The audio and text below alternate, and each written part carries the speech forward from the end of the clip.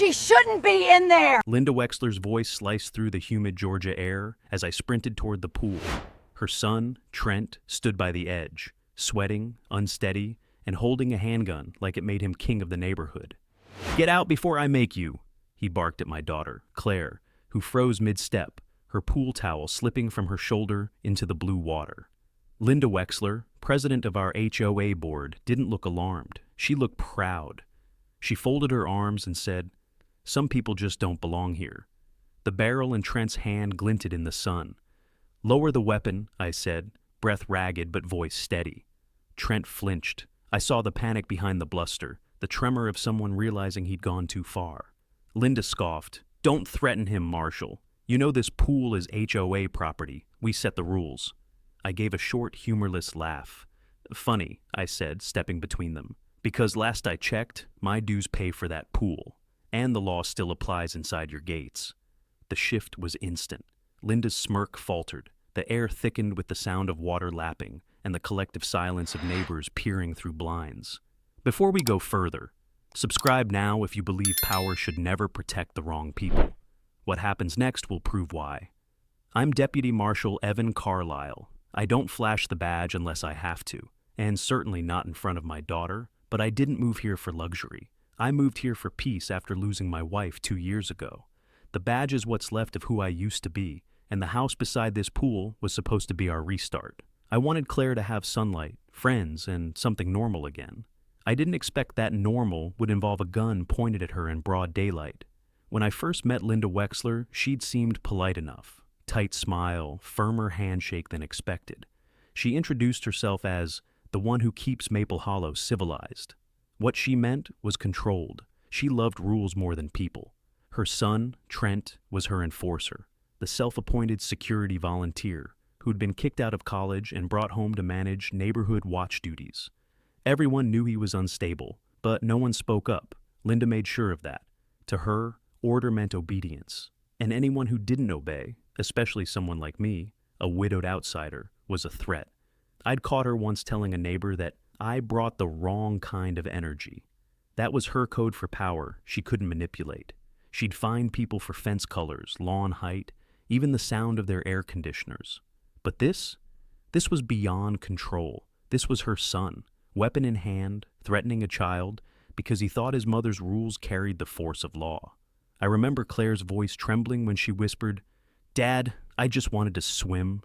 That hit deeper than the gun in my face. The Lascat pool had been my wife's favorite place when she was alive. She'd called it her hour of quiet. After she passed, I promised Claire that no matter what, I'd keep that promise of quiet for her, a place she could laugh again. That pool was supposed to heal her, not break her. I raised my hands, showing Trent calm authority. "You need to put that down," I said softly. "This isn't how you enforce anything." Behind him, Linda crossed her arms and muttered, "Evan, you're overreacting. He's just protecting community property." I felt the heat crawl up my spine, the kind that comes before something dangerous. I stepped forward, locked eyes with Trent, and in one motion, disarmed him. He dropped to his knees, shock on his face. Linda gasped like she was the victim. Sirens wailed in the distance. Someone had finally called it in. I stood there, heart hammering, staring at the woman who thought her title put her above the law. "You're done, Linda," I said quietly, though I wasn't sure yet what "done" would mean. All I knew was that this neighborhood silence ended the moment she let a gun near my daughter. What I didn't realize then was that this was just the opening move, that Maple Hollow's HOA wasn't just corrupt, it was protected. And Linda Wexler, the self-declared guardian of order, had built her throne out of fear, lies, and money that didn't belong to her. But that day by the pool, when Trent's gun hit the concrete, something else fell with it. The illusion that these people could keep hiding behind their gates. The sirens faded behind me, but the sound stayed in my chest. By the time I reached the HOA office the next morning, the place already smelled of denial. Linda Wexler sat behind the polished oak desk like nothing had happened. Her pearls, her power stance, her smile that said she'd win by paperwork, if not by truth. The plaque on the door still read, Maple Hollow Homeowners Association, order through community. Though after yesterday, I knew it meant something else entirely. She didn't look up when I walked in. "If this is about yesterday's misunderstanding," she said, clicking her pen, "the board has already reviewed it. No rules were broken." Misunderstanding. Her son had pointed a loaded gun at a 13-year-old, and she'd rebranded it as a clerical error. I placed the printed police report on her desk. "This says otherwise." She skimmed it, then smiled faintly. "We'll handle it internally. You of all people should understand procedure." Her words dripped with mock civility. I wanted to remind her that procedure didn't mean protection for the guilty, but I stayed silent long enough to make her nervous. "Internal handling isn't an option when a firearm's involved," I finally said. Her eyes flicked up, sharp, controlled panic behind them. "Mr. Carlyle, this community has a reputation to uphold. Your daughter's behavior—" "My daughter was swimming," I cut in, voice level but low. "Your son brought a weapon." She pushed the paper back toward me. "The board sees it differently." That was the first time I realized how deep the rot went. She wasn't just protecting Trent. She was protecting something bigger: money, image, control. I left without another word, but not before noticing the security cameras above her desk. They were newer than the HOA budget allowed. Someone had been spending freely and not on the community. Outside, the sun hit too bright against the manicured lawns and flower beds that looked perfect but lifeless. A neighbor, Mrs. Haller, waved me over quietly. Her eyes darted toward the office windows before she spoke. "You're not the first," she whispered. "Last summer, she fined a man $2,000 for leaving a bike by the mailbox. He moved out a month later." I nodded slowly. "Did he file anything?" "Tried to," she said. "They made it disappear." When I got home, Claire was sitting at the kitchen table, silent, tracing circles in condensation from her water glass. I told her we'd be okay, though even I wasn't sure what that meant anymore. She just asked, "Can I still go to the pool?" My throat tightened. "Not yet, kiddo." The quiet between us hurt more than any argument could. By that evening, Maple Hollow's group chat exploded. Linda posted an official statement. "The HOA thanks our community for understanding an isolated event involving unauthorized pool access. Corrective actions have been taken." Unauthorized. She'd turned my daughter into the trespasser. I read the post 3 times, each word striking harder than the last.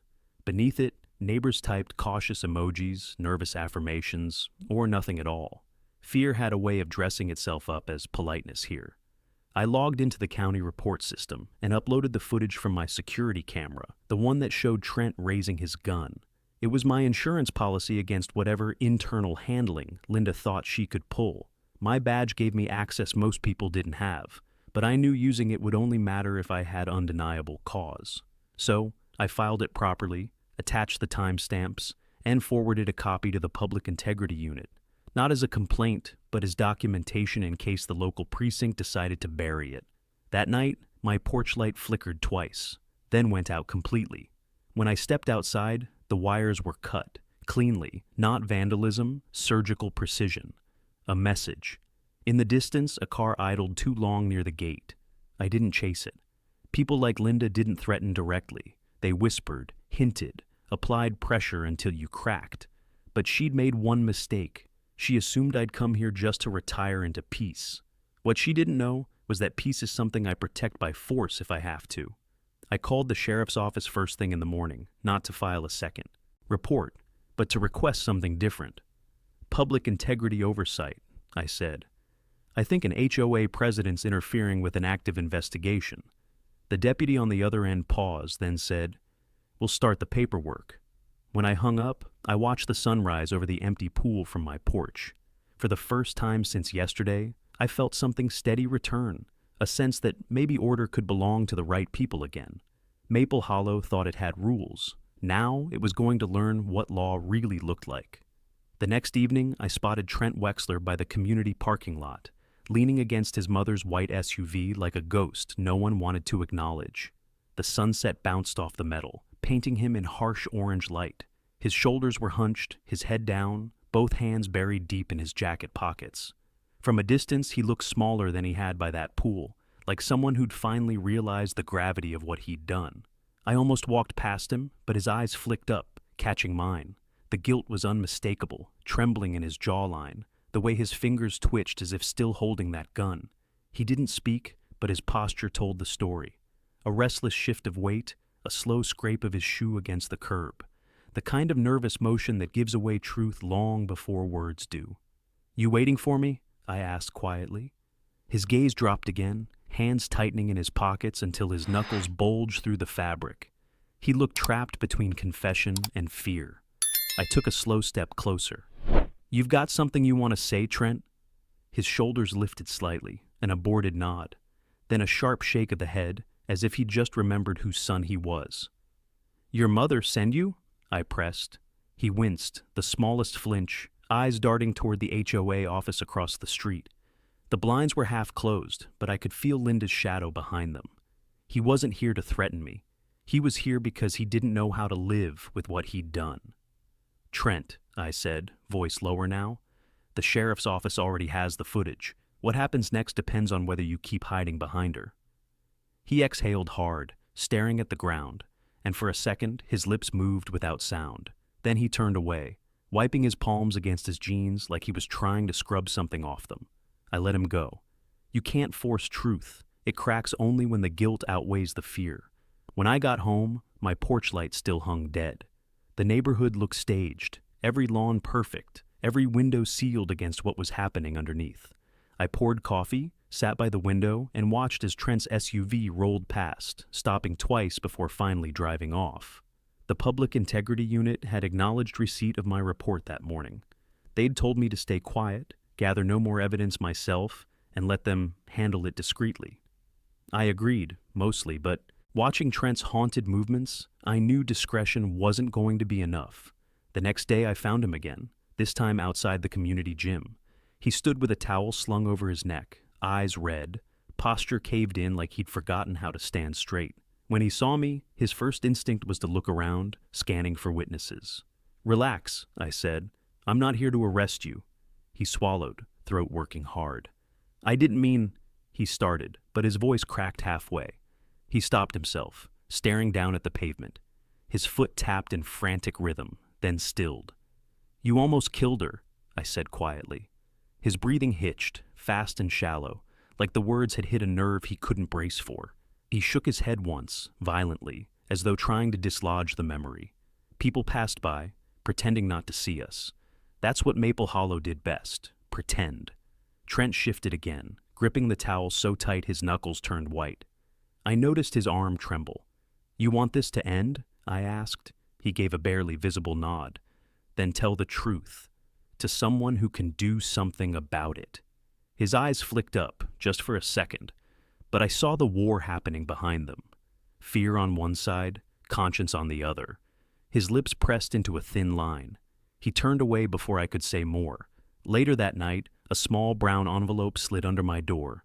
No name, no note, just a USB drive inside. I knew who it was from. The timestamp on the files matched the afternoon at the pool, an alternate angle from the security system Linda claimed didn't exist. It captured everything. Trent's trembling hands, Linda's calm face as she watched, her mouth forming words that looked like, "Do it." I leaned back, staring at the screen. So, this was what guilt looked like in motion. Twitching hands, restless eyes, a man breaking apart in silence. I couldn't use it yet, not legally. But it was proof that the system Linda had built to protect herself was starting to fracture from the inside. Trent Wexler wasn't my enemy anymore. He was evidence that even fear can turn against the hand that feeds it. By morning, Linda Wexler had turned defense into offense. The email hit my inbox at 7:14 a.m., a formal notice of violation citing behavior unbecoming of a community member. Attached was a $1,500 fine for public disruption and defamation of board officials. I stared at the screen and laughed once, quietly. It wasn't surprise, it was confirmation. When power is cornered, it bites. I printed the email and pinned it to the corkboard above my desk, right beside the Sheriff's Division contact sheet. Evidence, not emotion. Always start there. The doorbell rang 10 minutes later. A delivery courier in HOA uniform held out a thick envelope. "Certified delivery from the board," he said without meeting my eyes. Inside was a printed notice stamped with the HOA seal and Linda's signature. It suspended my access to all community amenities effective immediately. Pool, gym, clubhouse, even parking permits. Claire wouldn't be allowed near the pool anymore. The words blurred as my pulse picked up. This wasn't about order. It was punishment dressed in policy. I needed to see how far she'd go. So I drove straight to the HOA office, still in uniform from my morning rounds. The sun beat down hard, turning the asphalt outside into a haze of shimmering heat. Inside, the air conditioning hummed with bureaucratic calm. Linda sat at her desk, surrounded by neat stacks of paper and fake orchids. She didn't even glance up as I entered. "Deputy Carlyle," she said, her tone sweet enough to curdle milk. "I trust you received your notice?" "I did," I replied, holding it up. "You want to explain how a man pointing a gun at my kid turned into me being the problem?" She finally looked up, eyes narrow and sharp. "You've created unrest," she said. "Half the neighborhood's talking. The board has a duty to preserve harmony." Harmony, that word again. Her hand brushed the corner of the desk where a small red folder lay half open. Inside, I caught the edge of an invoice, same contractor name that had appeared in the security budget reports I'd reviewed. I didn't reach for it, not yet. "So," I said, keeping my voice flat, "you're fining a law enforcement officer for calling 911 when a firearm was involved. That about right?" Her smile tightened. "You're welcome to appeal," she said. "Though given the board's majority, I wouldn't hold your breath." She was daring me to lose my temper, to make her case stronger. Instead, I thanked her and left. Outside, I called June Holler, the retired teacher who'd whispered warnings days before. She invited me over that evening, said she had something I needed to see. When I arrived, her porch smelled of jasmine and fresh paint. Inside, she pulled a faded binder from a drawer. "These are copies of last year's HOA budgets," she said, before Linda started streamlining everything. "My nephew's an accountant. He noticed the same vendor names repeating. You might want to look closer." We spread the pages across her dining table. There it was again, the same contractor billing thousands for security enhancements and equipment updates that never appeared anywhere in the community. Each invoice approved by Linda's digital signature. "If these are legitimate," I said, "they should match purchase orders filed with the city's compliance office." June nodded slowly. "Then that's where you'll find your truth." That night, I drove downtown to the city compliance division. The clerk on duty knew me, enough to look twice when I mentioned Maple Hollow Estates. "You're the second person asking about them this week," she said, rifling through records. My pulse quickened. "Who was the first?" "A man named Trent," she said. "Dropped off a flash drive, said it contained evidence of falsified maintenance reports. I logged it under external submissions." He'd gone further than I thought. Guilt had turned into action. I thanked her, requested copies of public documents, and left with a thick folder under my arm. As I stepped into the parking garage, I caught a reflection in the side mirror of my car, black sedan, headlights off, parked too close behind. They didn't move. I did. Slowly. Back home, I found Claire asleep on the couch, a movie still flickering on the TV. The fine notice lay on the table beside her, ripped in half. I smiled despite everything. She wasn't afraid anymore. Neither was I. Tomorrow, I'd file those records with the Public Integrity Unit. I wasn't just going to stop Linda's campaign of intimidation. I was going to expose the empire she'd built on stolen money and silence. The key fob that once locked us out would soon open every door she thought she controlled. The next morning, I drove to the county building under a gray sky that promised rain. The Public Integrity Unit's offices sat on the third floor, wedged between risk assessment and budget oversight, a place where truth usually suffocated under paperwork. But not today. I carried the folder June had given me, the flash drive Trent submitted, and my own footage of the pool incident. Together, they formed a map of something much bigger than an HOA dispute. When I handed them over to Sergeant Mayers, he raised an eyebrow. "You've been busy," he said. "We'll need to verify all this." "You do that," I replied, "but you'll want to start with the Wexler invoices. There's more money missing than I can trace from outside." He nodded, scribbling notes. "Any reason you're personally involved?" I met his eyes.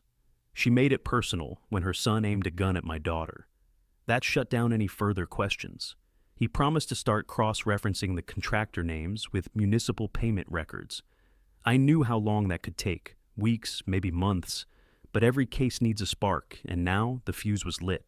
When I stepped back into the parking lot, rain began to fall, thin, steady, relentless. By the time I reached the truck, my shirt clung to my back. Across the lot, a woman stood smoking under the overhang. I recognized her, one of Linda's board members, the treasurer, Caroline Finch. She flicked her cigarette, eyes darting between me and the folder under my arm. "You're making things worse for yourself," she said. I stopped walking. "Funny," I replied. "I thought accountability had the opposite effect." She gave a nervous half smile. "Linda's not someone you want as an enemy." "She already made that choice," I said, and kept walking. At home, Claire was on the porch again, sketching in her notebook. She looked up. "Did you talk to them?" "Yeah," I said, sitting beside her. "They're looking into it." She frowned. "That means you don't trust them to fix it." Smart kid. I didn't answer. She closed the notebook and leaned against me, quiet for a moment before whispering, "Mom would have told you to fight." That hit deeper than she knew. I wrapped an arm around her shoulder, the rain soft against the porch roof, and nodded. "Then that's what we'll do." That night, I couldn't sleep.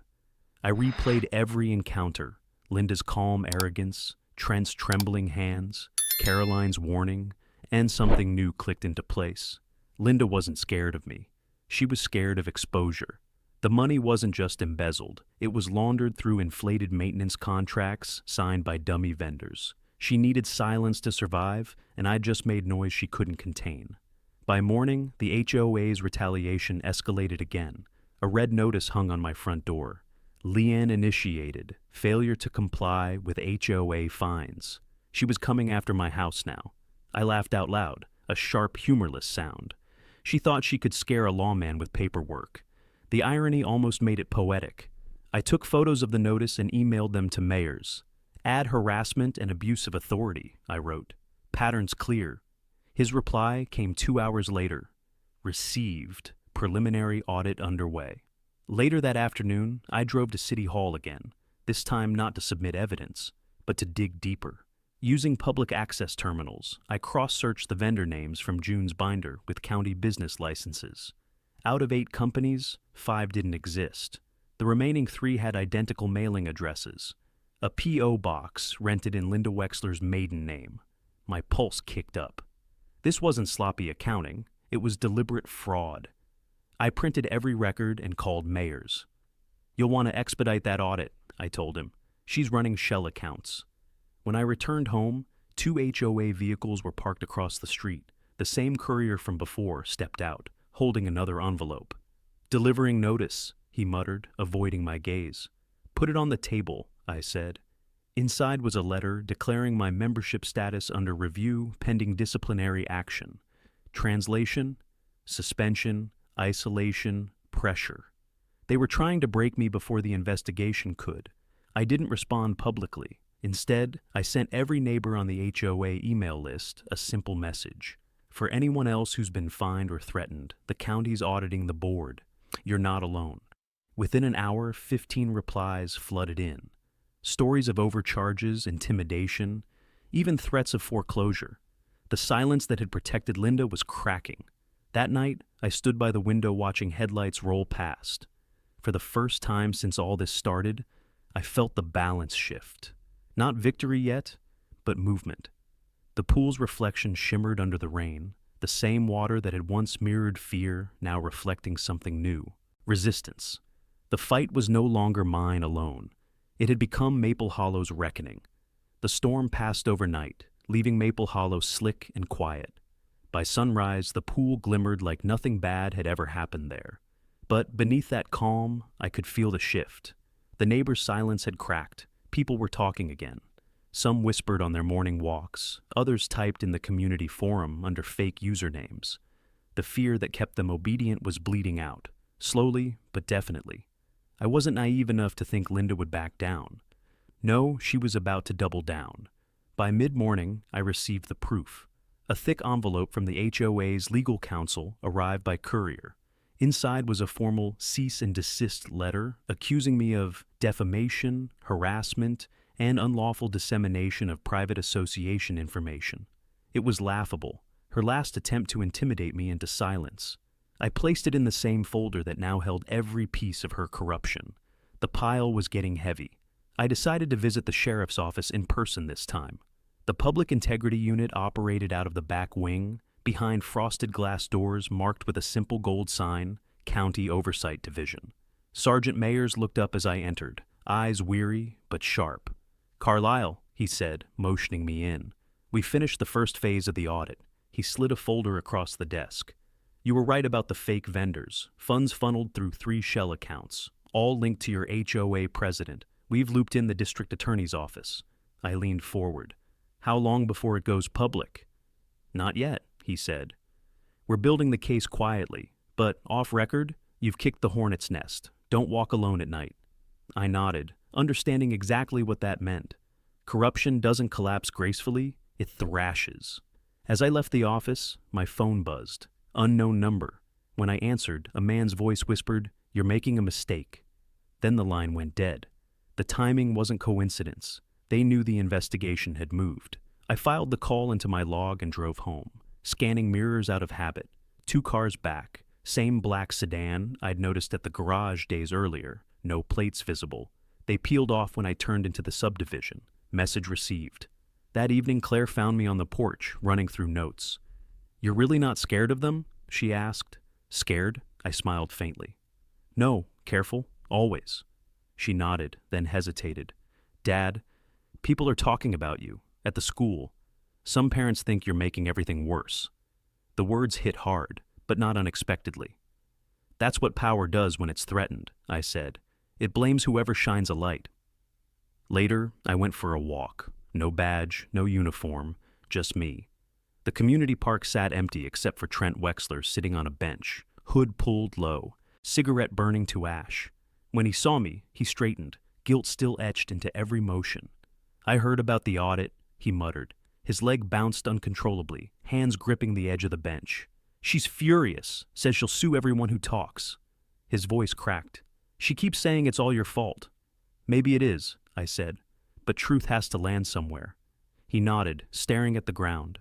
I noticed his hands, no tremor this time, just tension. "You gave me that footage," I said quietly. "Why?" His jaw tightened.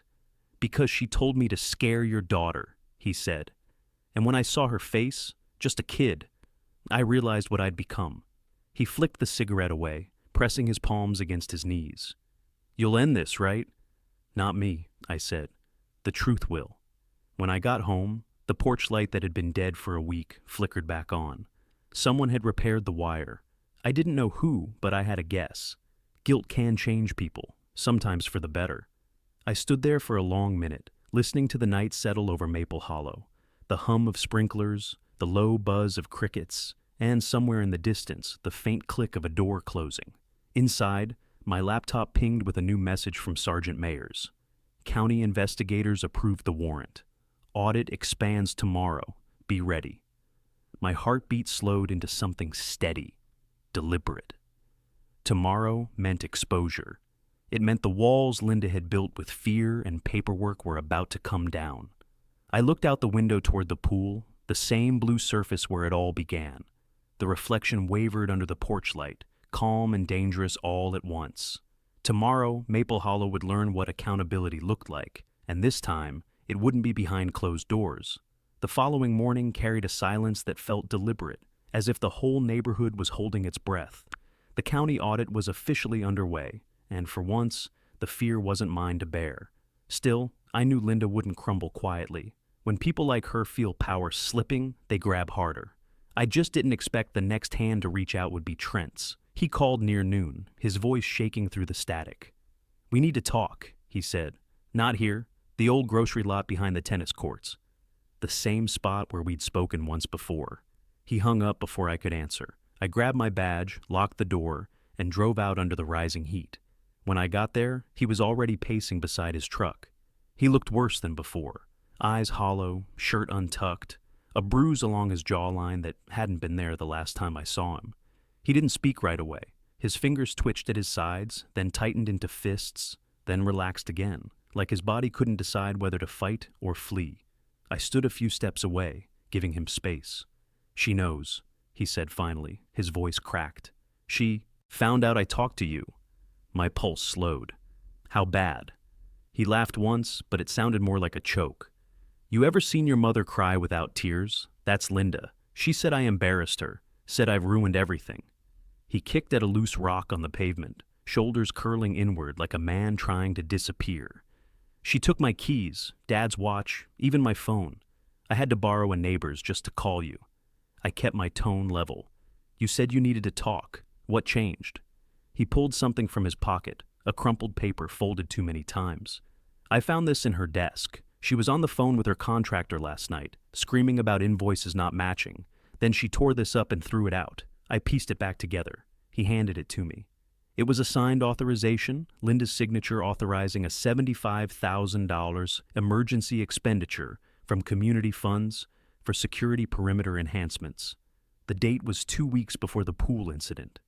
I felt a chill climb up my spine. "What's the security perimeter?" I asked. He swallowed. "Her property, cameras, fences, alarms, everything." He rubbed his palms against his jeans again, pacing faster now. "She kept saying, 'No one will take this from me, not him, not anyone.'"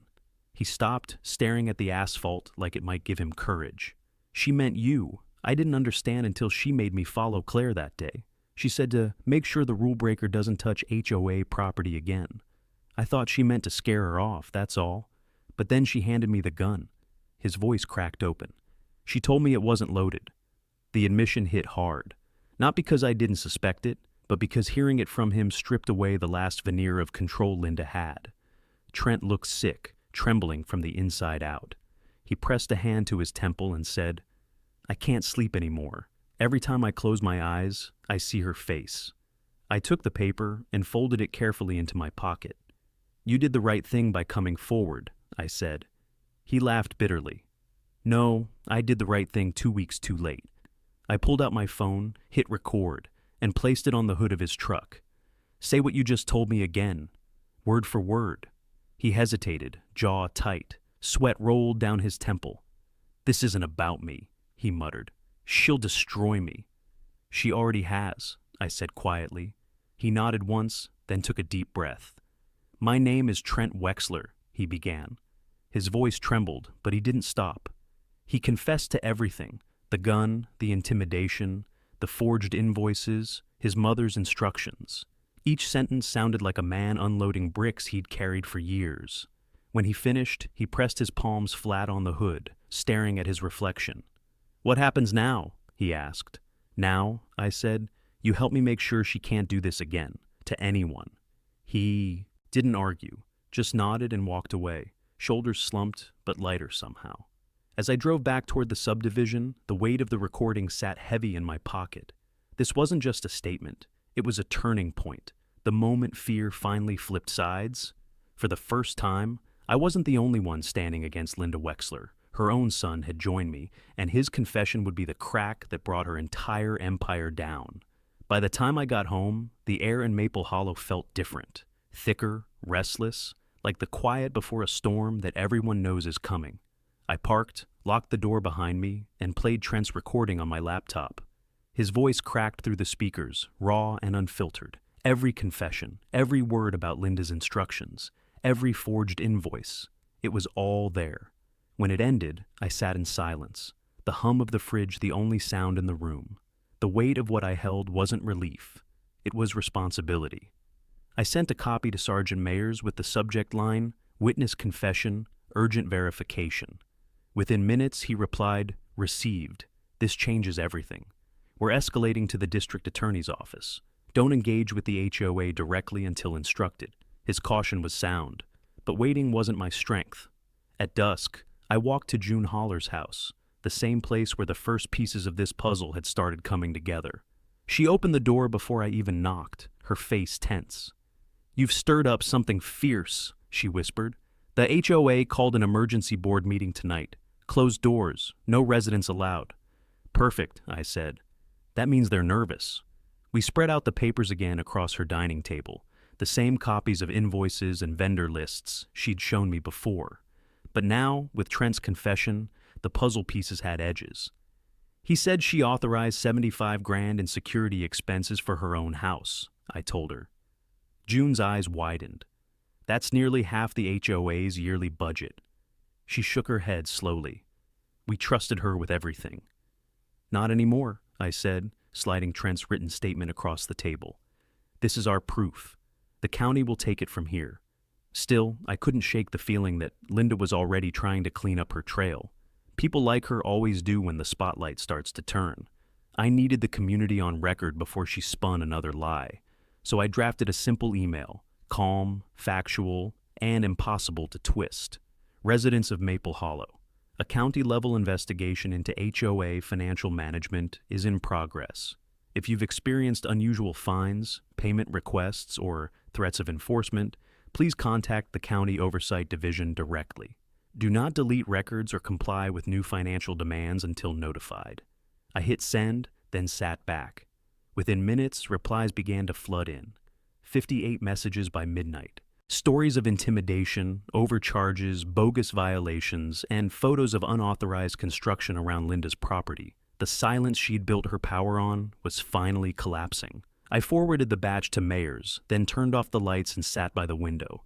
The pool shimmered faintly under the moonlight, the surface calm but deceptive, exactly like Linda. Somewhere in the distance, a car door slammed.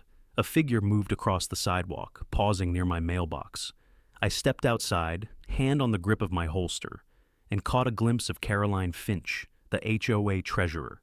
She froze when our eyes met. "Caroline," I said evenly. "Out for a walk?" Her face paled. "Linda told me to remove something," she stammered. "Files from the office." "Don't," I said. "Those documents are part of an active investigation now. Touching them is tampering." Her hands trembled. "You don't understand," she whispered. She said if I didn't, she'd tell everyone about the... She stopped herself, biting her lip.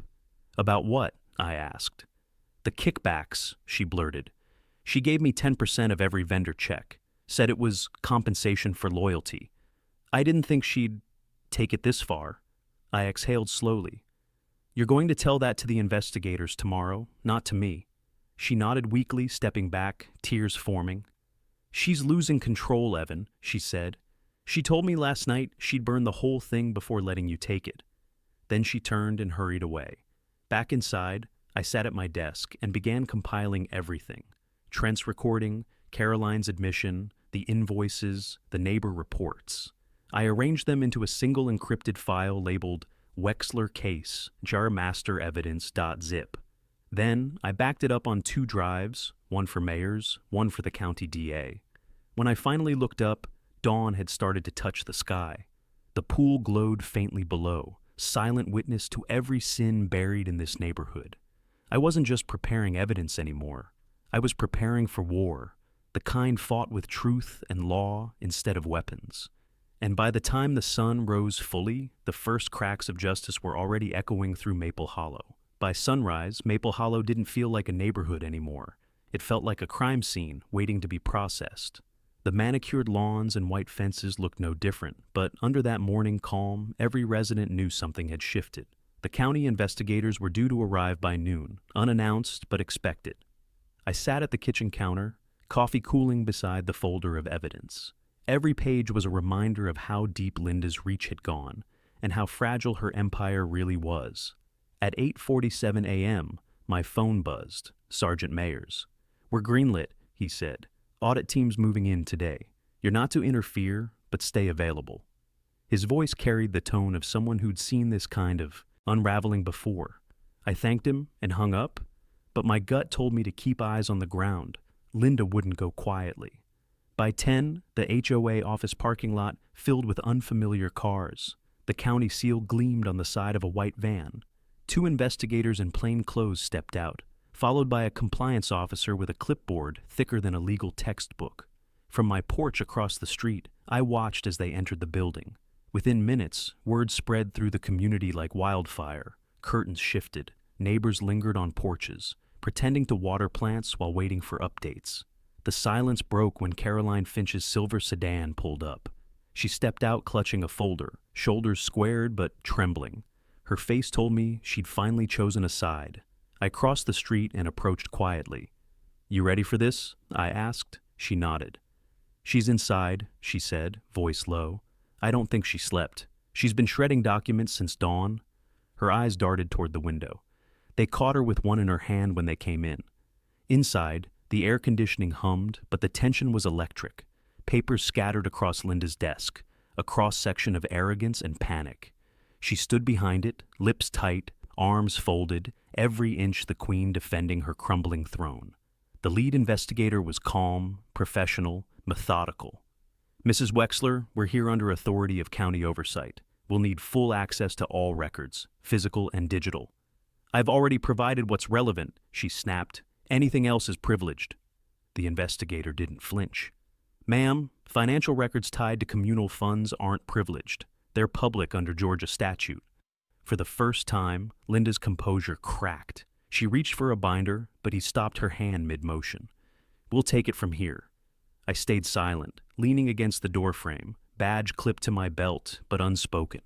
She noticed me then, her eyes narrowing into pure venom. "You think you've won," she hissed. "You have no idea how this works." "Actually," I said, voice steady.